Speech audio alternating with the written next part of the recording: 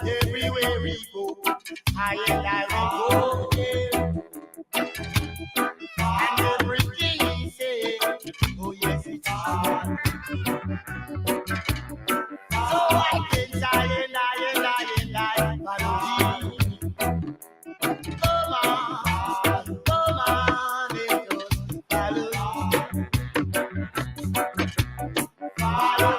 Follow, Marcus, yeah, I can die and die and die and die, melody. He never commit no crime. He always do right. So I can die and die and die. Follow, Marcus, yeah, I can die and die and die. Follow, come on.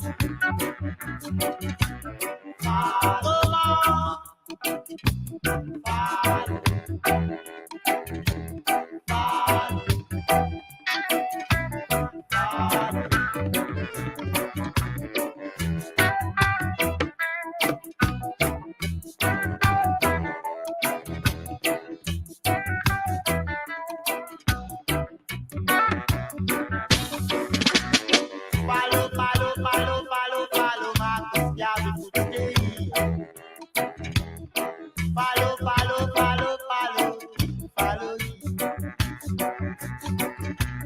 He never disobey his grandmother. No. He always obey his grandfather. So I can't die, follow him.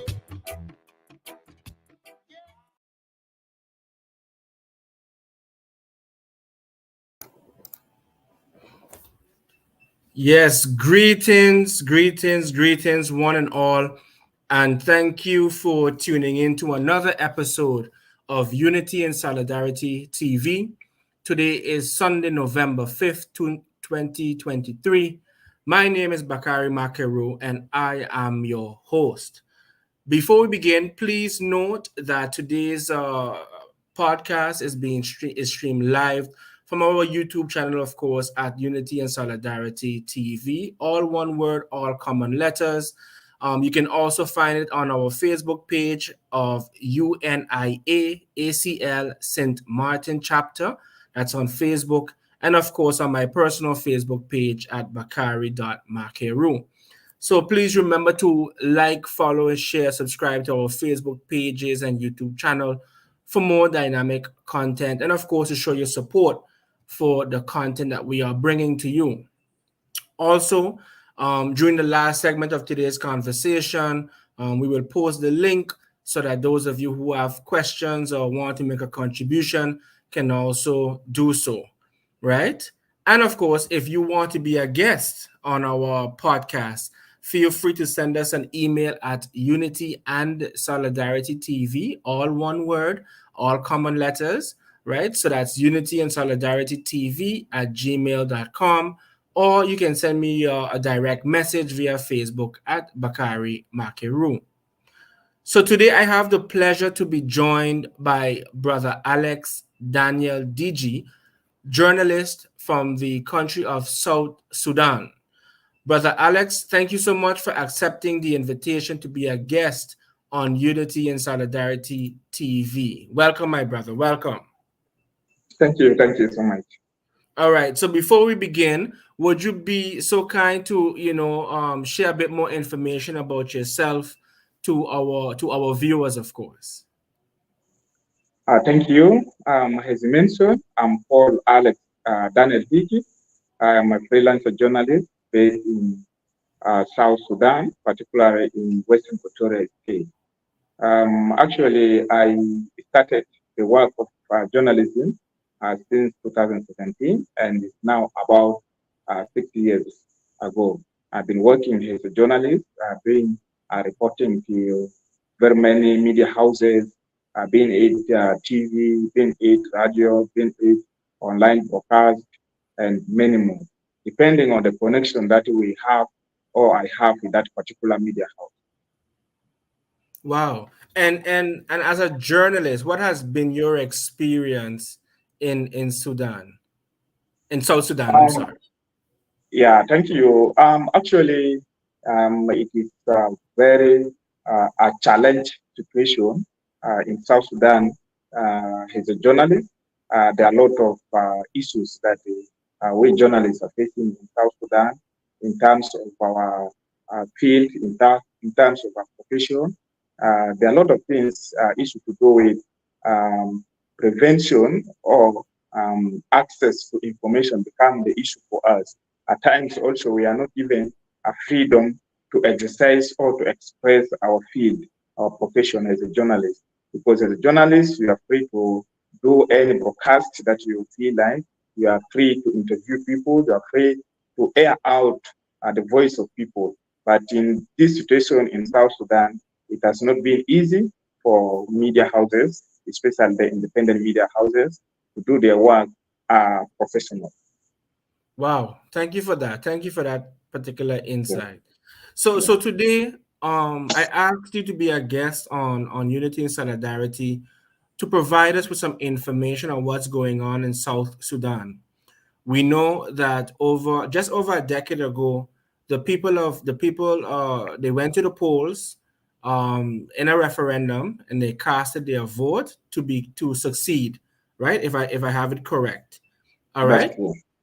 I would like to know if at all possible, could you give us a brief summary as to what motivated the people to make that big decision? Yeah, thank you. Of course, we are independent country after we went for our in a referendum where we fought for our independence. Before we were one country with Sudan, capital Khartoum, and then later one of our heroes, that is Dr. John Garang, the Mabur, in 1983, he decided to go to the bush and start to fight the government of Sudan. Of course, he was fighting with the aim of renewing the name of the country or the movement of the country to be a new Sudan. That's what he was fighting for. Then he fought for almost 21 years. Then they went to the negotiation with the government in Sudan, with the Umar al-Bashir, who was the former president of Sudan. Then from there, they reached an agreement that was in 2005 in Naivasha, whereby they signed an agreement which is called CPA, Comprehensive Peace Agreement, so that they come and see how they can resolve the problem, the conflict in the country. Then after, when they came back, he became the vice president of Sudan, and also at the same time, the leader or the president of South Sudan. So in 2010, people went for election. That was when he passed away. After he passed away in 2005, 2005 was when he passed away, and his deputy, who is Salva Kiir, the current president of South Sudan, took over the leadership of the movement. Then till 2010, people went for election, and that was a Sudan election, not South Sudan. It was for the whole of Sudan. So the people went for election, whereby President Salva Kiir was elected to be the president of South Sudan. Then in 2011, they brought the independence. That's where they brought the issue of referendum, allowing people to vote either to be under the government of Sudan or to be independent. So his church people were well educated, and over 90% of the votes went for separation. Then this is where we got our independence, and later, after the result, South Sudan was declared to be a sovereign country and independent country. So that's what happened, which brought South Sudan until now, which we have. Wow, thank you for that comprehensive overview. And since attaining its independence, right? How would you describe, let's call it, the development of South Sudan? And I say that with the following in mind. We understand that South Sudan is rich in natural resources and minerals. Okay? So we would, and I remember the how you say the oil, the vast amount of oil, you know, in key states in South Sudan was heavily contested because everyone wanted control or even access to the oil, right? How would you describe, you know, South Sudan's development since getting independence? Yeah, thank you. You know, the people of South Sudan, they were very happy to vote for their independence so that they can be an independent country, whereby they can be able to decide for their country, for their resources, for their own life. So I'm actually looking at the development in these over 10 years of independence. South Sudan are not really well developed because the country was involved. After the independence, we spent only 2 years and the country went into the conflict, another civil war, which erupted in 2013. And again, in 2014, an agreement was signed. Then later again, another conflict erupted in 2016, which ended in 2018, which brought the agreement, the peace agreement that people are implementing, the government are implementing in South Sudan. Looking at the development and the resources, the management of the resources in South Sudan, actually, it's not looking well. It's not looking at the way how the citizen was expecting. As you said, the country is having vast resources. We have oil, we have fertile soil, we have many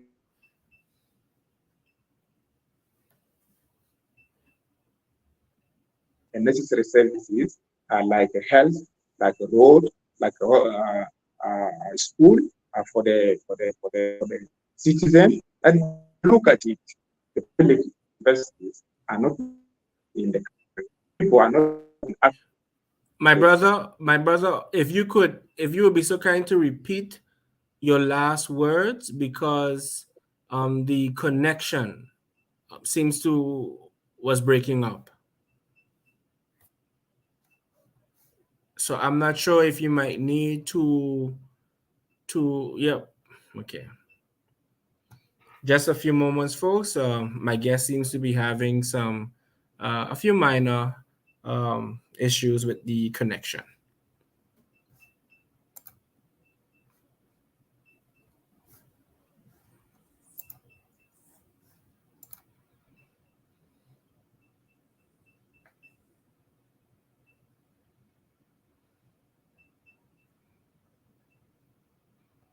Yes, my brother, you there?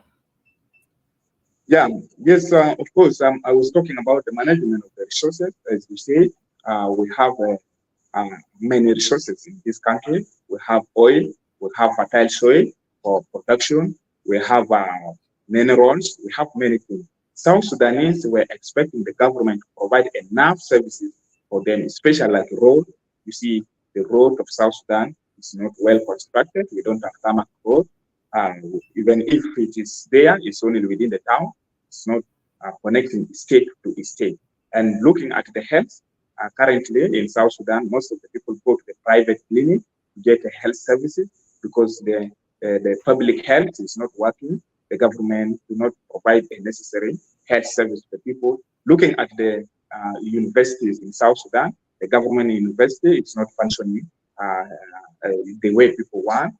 The public school, like government schools, are not working well. People are going for their private universities just because the education system is not going well.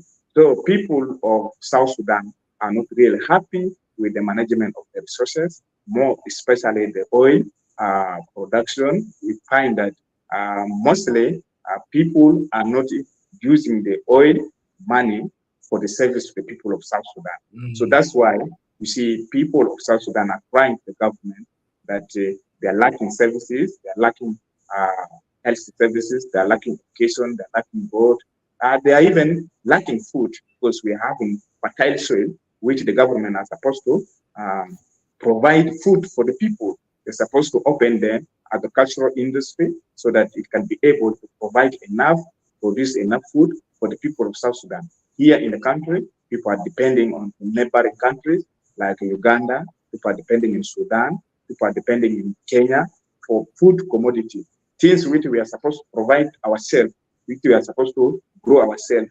It becomes difficult for South Sudanese to produce alone.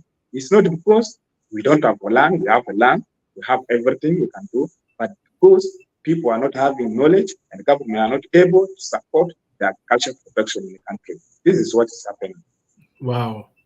Wow, that's heavy. That's really, really heavy. So then my next question would be, when it comes to civil society, so NGOs, youth organizations, trade unions, how active are they in trying to address some of these concerns that you just raised? Yeah, actually, the NGO, the civil society organization, the international organization, the national organization, they are working close with the citizen to find that they can be able to support the citizen with some necessity, like issue to do with food, like issue to do with health.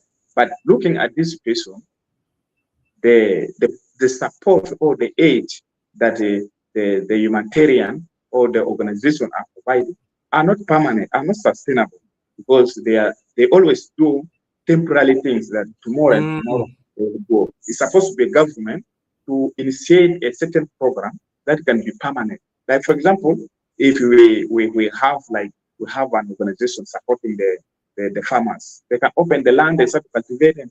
Organization will give them money to cultivate and all this.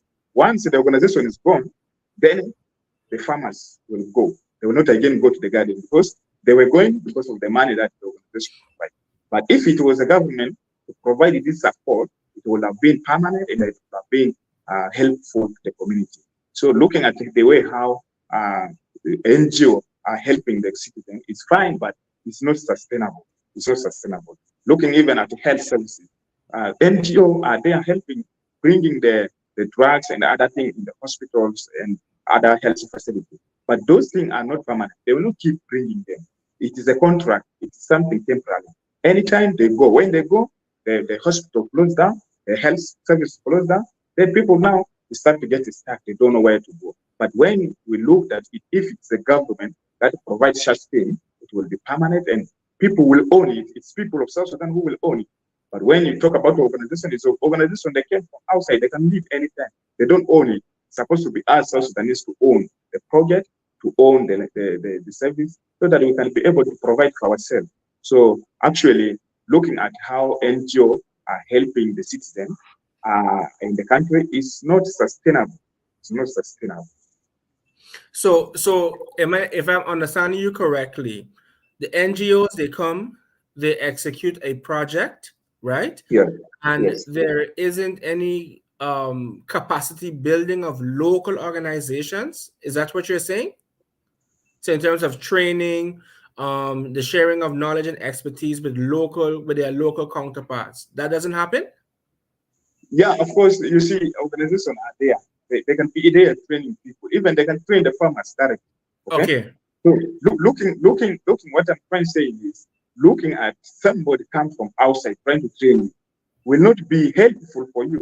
You will not own it the way your brother is supposed to train you or teach you. So it's supposed to be we South Sudanese train ourselves to be who we want to be. So we will own it. But when somebody comes from outside, it will be like only when the person is around, you are able to do what you can do. When the person is gone, everything is collapsed. Yes. Because we don't manage it. We don't manage it. Yeah. Wow. Wow. That's a lot to take in.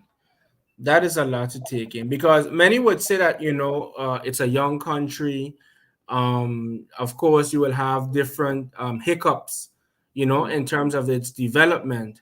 But at the same time, I would imagine that there are so many forces putting pressure on South Sudan that's making it a bit difficult. Like, for example, we know that there is a ongoing struggle in the north, right? And I would imagine that many persons from the north are coming to the south, right?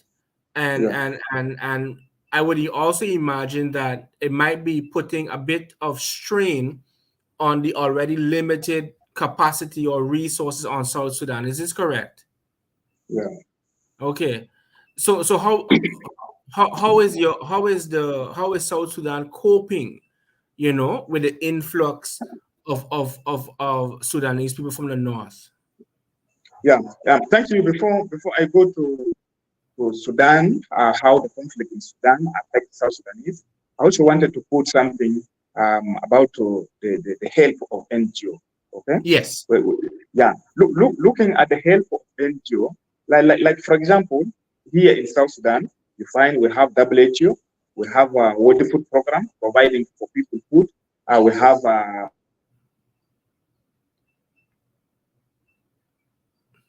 think the camera stick again. we have FAO food.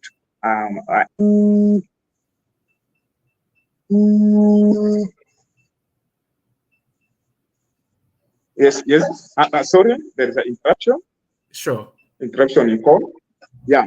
We have those organizations. They provide seeds. They provide food. But in all those years, you find that South Sudanese are not able to provide food for themselves. Every year, organization brings it. Every year, they bring training. But at the end of the day, you don't see any production. You don't see any supply. They keep bringing seed from outside. They keep bringing food from outside. Why is it so? It's because they don't let the community own the project themselves. Let them be able to produce themselves. Let them buy their own seed within the local that they have. But when they depend on the seed that comes from outside, people will not even go for cultivation. They don't cultivate for themselves.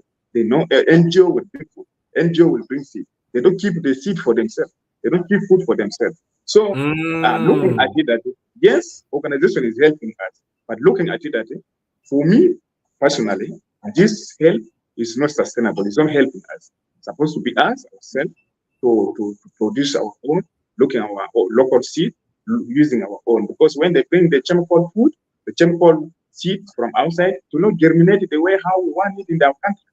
So we need to have our local here in the country. So this is what's happening. Wow. Looking at the situation, back then to the question that you mentioned about Sudan, the conflict in Sudan. Of course, we have a conflict in our motherland. Of course, we can call it, this is our mother country, because we came out from Sudan.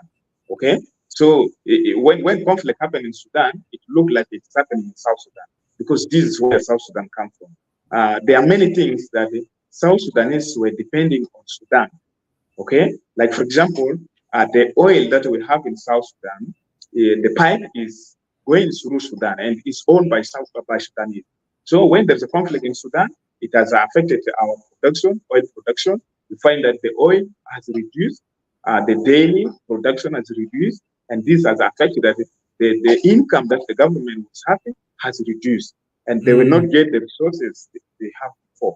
Then looking at the food also, most of South Sudanese depend on the neighbor country for food. Like what I say, we have beans which coming from Sudan, we have coffee coming from Sudan, we have many things coming from Sudan. And now with the conflict in Sudan, we are not getting those supply. We're not getting those goods. Onion coming from Sudan. We have many things coming from Sudan. Now we are not getting those things because of the conflict in Sudan. Yes. Those things are being stopped, and even the border is having problem because sometimes you are not allowed to enter the country because there's a conflict there. They may think maybe you're coming with different aid. this and that, and it has affected the business between Sudan and South Sudan. And also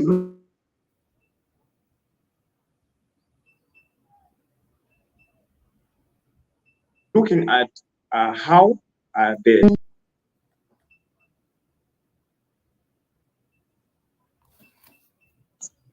yes, I was saying, looking at the people, Sudanese, the Sudanese refugees who are coming to South Sudan have increased the number of South Sudanese. And here it also affects us economically because there is a much demand of food commodity. Then food has increased, the prices of food has increased. So this is the problem which we are facing in South Sudan. The conflict in Sudan is really affecting South Sudan in very many ways, being it economically, being it politically, being it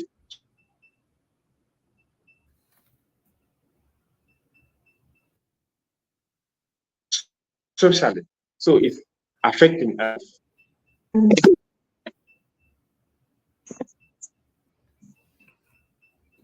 Wow, that's very insightful, you know. That's very especially the part about the role of these aid organizations, right? Because as an outsider looking in, I always wondered, right? When you read the media releases, the press releases, you would hear about the millions of dollars or euros in aid, in medicines, in food, right? And when you turn on the news, you still see the poverty, Yes. unfortunately. All right. You Yeah. still see Yeah. reports about the high inflation, the high unemployment, the high number of house, and so forth and so on.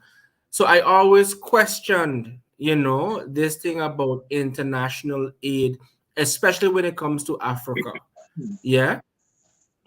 Yeah. And I like the point. Yes, go ahead. Go ahead. No, continue with the question. Continue. Yes. So my thing was because I like when you pointed out that they don't how you say build up local capacity to the Yes. point where the people now have become dependent on outsiders, you know, and that in itself is dangerous because as one of the largest countries on the continent with so much of potential, you know, I believe that the people in Sudan, in South Sudan, have a right to rule their own destiny, you know. So that's why I was very curious to know more about local groups who are taking initiative, you know, whether it is starting businesses, whether it is self-help organizations who are dealing with agriculture. You know, I was very interested in hearing more about that, you see, because the media always gives us one side of the story, unfortunately, the Western corporate owned media, right? So it's always I always feel good when I speak to persons such as yourself who was on the ground who can really tell us what's going on, you know, to enlighten those of us, you know, in the West, as it were. All right. A question that came to mind is this. So South Sudan became independent. How would you describe the relationship between South Sudan and North Sudan? Yeah. You see, looking at the help that we are getting from the NGO, you had the donation, millions of dollars coming to South Sudan to support that culture, to support the health. But looking at what's happening on the ground, it's not really the service that we were expecting from huge money, like what the NGO are donating. You know, why is it happening? It's because looking at the seed that they bring in. Let me tell you, we are going to buy seed. We bring seed from Uganda, we bring seed from outside, from abroad. They buy with big money. They buy with a lot of money. Okay? They spend a lot of money to transport this seed from there to here in South Sudan. So if the NGO was use the local seed that we have in the country, it would have, the money would have even remained in the country. Because, like for example, if I'm helping you, if I'm helping you to produce something, like for example, in one of the states, you give the seed today, you monitor them, if they produce the food, then you buy it from those ones. You take to another part of the state. Okay, so the money will rotate within the country. But looking at it that you go and buy from outside, that means the money that you have donated has gone to the people from outside, the people who benefited from outside, not the people who are on the ground. Because sometimes you buy the seed from there, you buy the seed with chemicals, you bring it. Sometimes you don't germinate the way we expect. Okay, this is where the problem. But if they buy the local seed that we have, it will have helped and it will have sustained the country. Okay, looking even at even some businesses. Okay, people were supposed to concentrate on issues to do with agricultural industry within the country. Okay, not any other business. These are the businesses that will have sustained the country, and these are the businesses that the government will have concentrated on, so that they can be able to produce food for its citizens. But now we find that a land with a fertile soil, a land that even if you plant what, it will grow, currently suffering from hunger. This is unfortunate. Okay, the government is supposed to bring the tractors, supposed to bring kind of machine that they can be able to produce food for us. Supposed to be that the government supposed to train the farmers to be independent. Okay, they can be able to produce their food independent, not depending on the NGO. And looking at the way how NGO are helping people cannot sustain us, because you find when you go now to the village, you go anywhere, people will see like, oh, where's the World Food Program? We need food. Okay, they always think that at the end of the month, food will still come. Next year, another food will still come. They will not even be able to produce for themselves. So we are looking at it that sometimes NGOs are making the citizen to be weak, because they don't concentrate on their own, because they know NGO will bring the food, NGO will bring the seed, NGO will bring this. So that's why we are looking at that the help that the NGO has is not sustainable for us. Okay. And then but then tell me something, right? You know this, you're seeing this, right? And I'm sure others are seeing this, right? Yeah. So what is the reason, what is the reason that it is still happening, if you know? Sometimes you find that government are reluctant.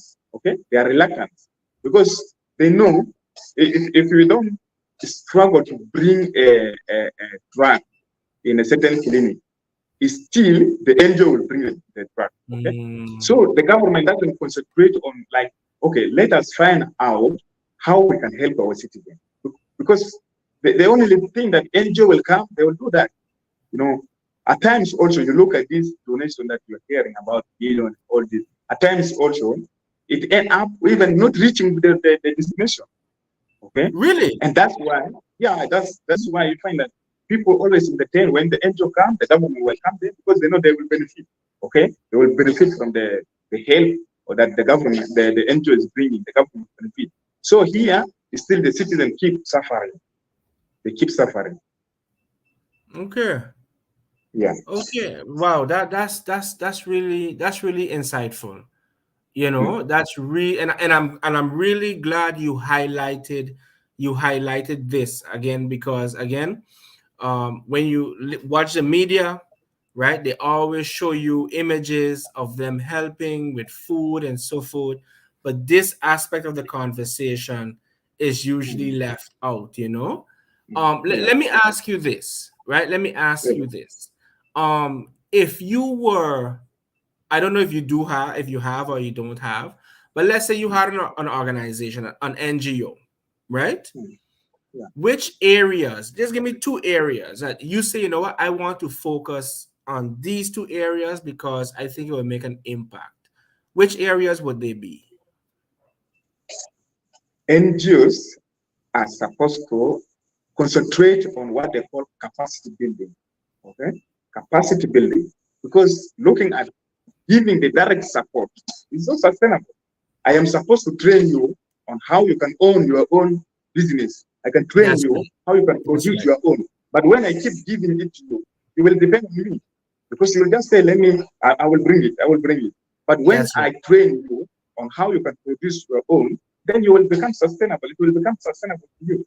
So that's why I'm saying NGOs are supposed to concentrate on capacity building. And this capacity building is supposed to go to the locals, okay?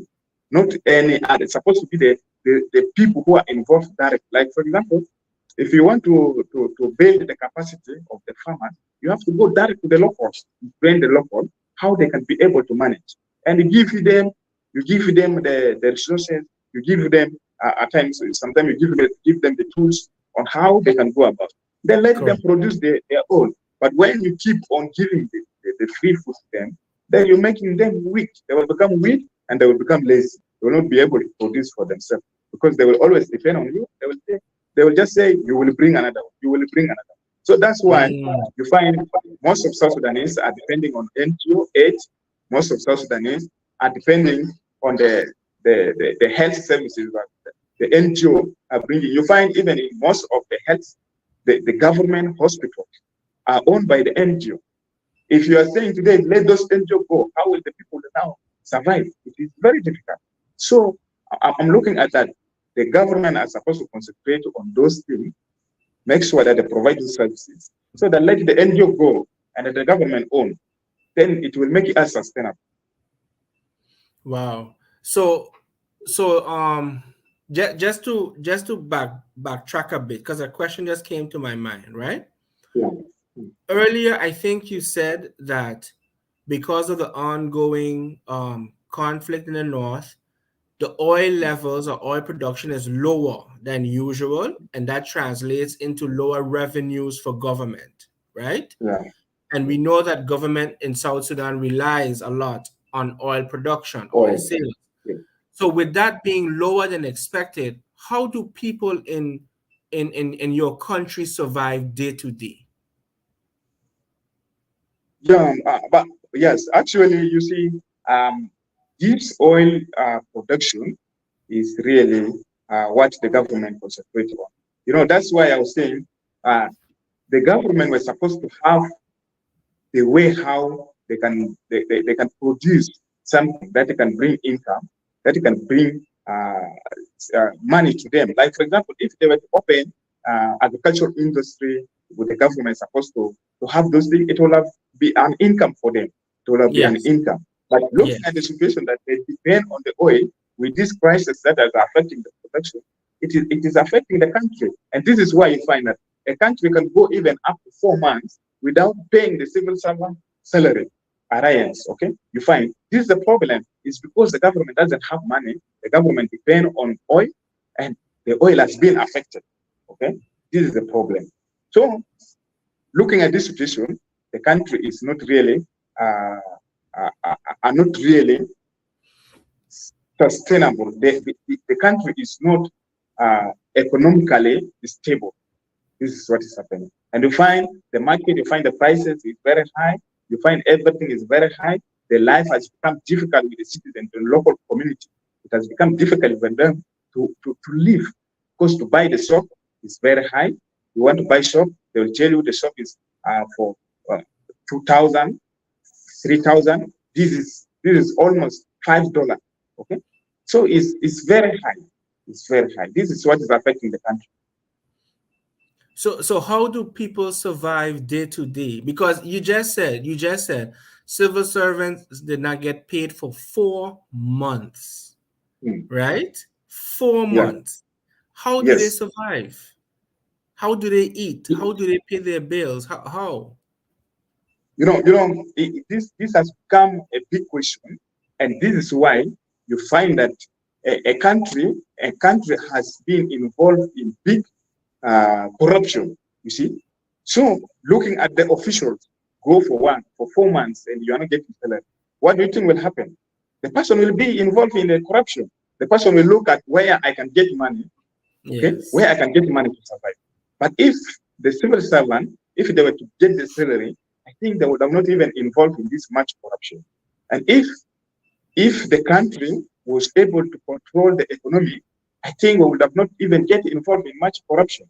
The country is in corruption because we are not controlling our resources, we are not managing our economy, things are not going normal the way we expect. Wow. Um. So so next to that, right? And I hope I'm not going. This question won't get you in trouble, right? What exactly are the plans of this government to fix these things? Because, and I'm asking this, okay, because I happen to listen to a few of the remarks of the, I believe he's a president of South Sudan during the United Nations General Assembly, you know. And from what I gathered, he presented a fairly good image, you know, very progressive image of South Sudan. You understand? So I'm listening to you now, and I'm saying, okay, because I am also aware of, you know, some of the things that you said. So just have me wondering, but what is it? What is the exact plans, you know, to fix these things? Actually, I don't see a plan which is Okay. going to fix this thing because it's not something that is started yesterday. We are already old. Okay, the country got independent almost 10 years ago, and if we were able to control, okay, to resolve this issue, it would have been resolved. So I don't see like there is any plan there to resolve what is happening or to control what is happening in the country. It is just a situation, it is just a sad situation that we are thinking maybe maybe the coming election, it may be able to correct some of the things because I believe some of the people will be voted out and other people will be voted in. And I'm sure those who will be voted in will be able now to address some of those things so that people are able to consider them as their leaders. So Okay. I don't think like the current situation can be addressed by the current people. Okay. Okay. Fair enough. Fair, but then when would be the next elections if you know? So When would be when is the next elections scheduled in South Sudan? yes, what do you say? I was asking if you know when is the next election scheduled in South Sudan. Yeah, actually we have election even this year according to the the government. Can you please repeat that because the connection broke up a bit? So please repeat your response and your camera froze. Oh, sorry. Okay. I think our brother. Yes, my brother, the camera is good again. Your camera froze a while ago. So I was asking if you could please repeat what you said about the elections. Yeah, yes, I was saying we're supposed to have the election this year, based according to the agreement, the revitalized agreement that the government signed with people, the party to the conflict, which happened in the country. But because some of the provisions in the chapter were not implemented, and they decided to push it to 2024. So the country is expecting election to take place in December 2024. Oh wow, okay. So it's still about a year to go. Yeah. Okay. All right, all right. So that means we'll have to pay very close attention to all of the Yes. developments, you know, because we are definitely hoping for the best result. All right. What would you are there any, let's say, women's organizations in South Sudan, student unions, trade unions that are active? Yeah, we have many women organization working. We have union, student union. It's there. We have civil society. So we have many independent groups which are working in South Sudan. Okay, because I was very interested, to understand how the impact, what impact this might be having on those particular groups. It's usually reported that during economic hardships, groups such as women, children, the elderly, usually get the hardest hit, as it were. So I was very curious if maybe you can share what's been going on the ground with those particular groups. You know, during the conflict in the country, women, children mostly have faced a lot of challenges. In terms of gender-based violence, many women have been raped. Many women have been killed. Children have been murdered. So a lot of issues have happened to the women and children in this country. But with this, I have seen some of the civil society organization and other women organization trying to, kind of engagement with those victims, those victims, the women, to trying to organize with them some of the things like the drama, like issue, just at least to reduce the trauma that they have. Okay, that's great. That's great. That's great. That's great. Well, my brother, we are coming close to the end, right, of our Yeah, discussion, right? So yeah. I just want to ask you if you have any closing remarks, for us. Again, you told us that you have you affiliated with different media houses. If you want, you can share, those platforms with us in case persons on this side of the world want to get a closer look as to what's happening. Yeah, thank you. Actually, the little remarks that I can put is about the way how you people, the Africans who are living abroad, who are living in the Western world, who are living in different continents, are trying to speak out on behalf of Africans, speaking out the challenges that Africans are facing. So it's very important and is very interested. And myself, I'm very interested in that. I think it's helpful to us as Africans to be connected, to be one people, so that we can be able to control our resources, we can be able to control our economy, we can be able to trade among ourselves freely without any problem. Like now, we are hearing some of the news, like in Rwanda, people are being given freedom to enter the country without visa. In Kenya, we had the president of Kenya also announce the same, that any Africans can go to Kenya without visa. So these are very important things that we think if we can unite together, it can help our continent, it can help our country, and we can be able to move forward. Because looking at those situations, leaving the foreigners, people from Western, to bring food for us all the time, for me, I don't look at it that it's a aid. It is not a aid. This is an alternative to weaken our production. So this is what I can say about this comment. And it's always good that we can be able to create a network that can connect Africans together so that we can be able to speak out some of the challenges that we are facing. We know most of those challenges are coming from outside. It's not a problem of Africans, it's not a problem of these black people.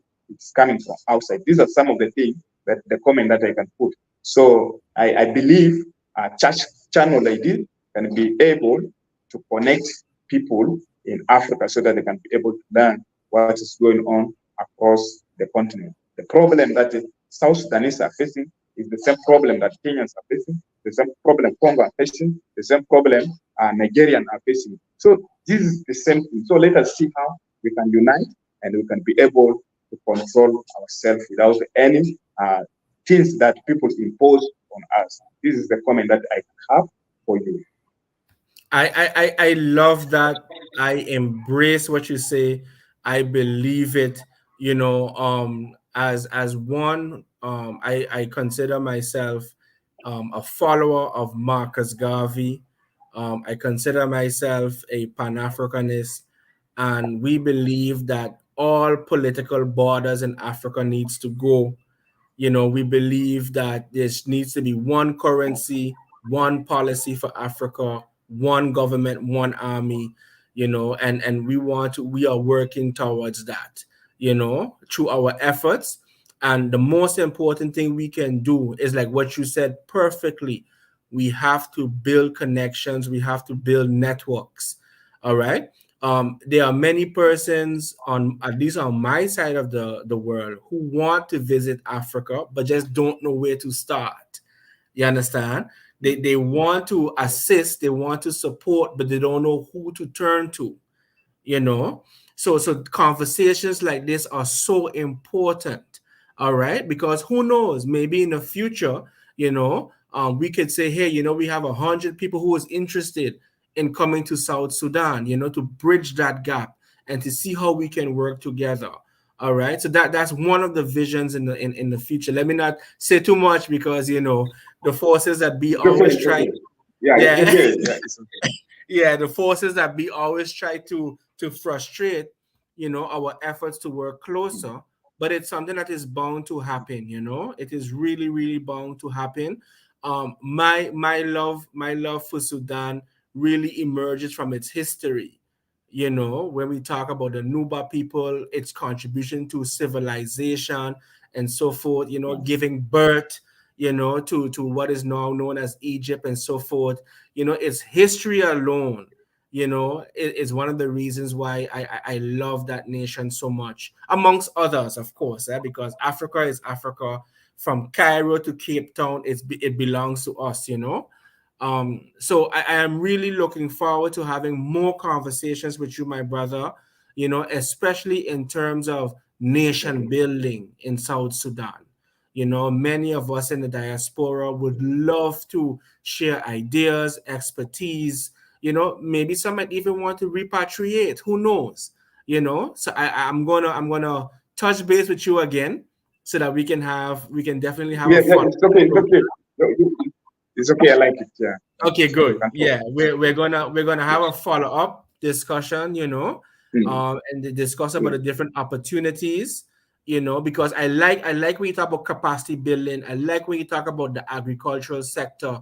Maybe we can get some persons on who can give additional information about how it can be done. So thereby persons who are watching, they have a entrance point, how they can support these particular initiatives. Yeah, but we'll discuss that off air and another time. But I do want to yeah. thank you for your time, my brother. Thank you for your knowledge that you've shared. I know that you only touched the surface. I know that for sure, right? But next time we're gonna continue this discussion, because it's very important. All right. So from all of us here at Unity and Solidarity TV, have a great evening, right? And I wish you a productive work week. And please extend our fraternal and warmest greetings from those of us on St. Martin in the Caribbean to our family, our brothers and sisters in South Sudan, and let them know that we stand in solidarity with them all the way. All right? So you take care, my brother. Thank you so much. Yeah, All thank you. right. Thank you And so to our much. I'm always available, and if you want to connect with me, we discuss issue about South Sudan, how we can help ourselves. As I said, we are one people. Yeah, what's happening in South Sudan is not only South Sudan, it's happening the whole of Africa. So let us that's build ourselves, we connect ourselves. I'm always available so that we can be able to talk about how we can bring the development, the progress in this country. Thank you so much. Thank you so much. Thank you so much. And to our listeners and viewers, thank you for tuning in. And until the next time, remember that we can do anything. We can liberate Africa. We can liberate ourselves through unity and through organization. In the words of the most honorable Marcus Mosiah Garvey, up you mighty people, you can accomplish what you will. One God, one aim, one destiny. Thank you.